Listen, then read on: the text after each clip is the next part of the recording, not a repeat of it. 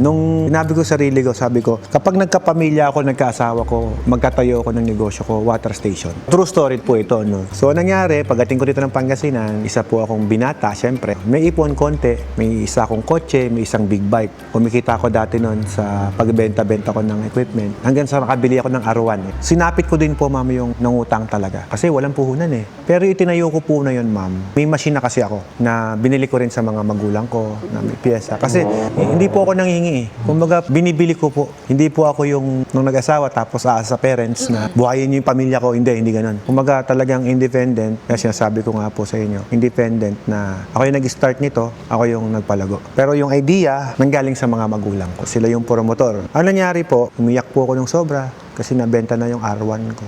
Yan ang pinakamasakit na nangyari sa buhay ko, nawalan ako ng big bike. Pero hindi ako pumayag. Sa wala yung motor ko, hindi ako payag na wala akong motor. So, bumili ako ng malit na motor, pang service ko. Bumili po ako ng pan-deliver. Yung pinagbentahan ko ito ha. Itong water station po kasi, kailangan din po niya ng galon, tsaka building. So, doon ko ginamit lahat ang pinagbentahan ko ng big bike. Tapos, nabanggit ko rin sa inyo kanina, meron akong Honda Civic. Siyempre, dahil binata. Pumasok sa buhay may asawa, sir. Alabas na yung panganay ko. Gusto ko may ipon. So, gusto ko magnegosyo. Nabenta rin yung kotse ko, yung Honda Civic ko. Nawalan ako ng 4 wheels. Pero siyempre, hindi ako papayag. Kaya ako binenta kasi kailangan ko ng pampuhunan.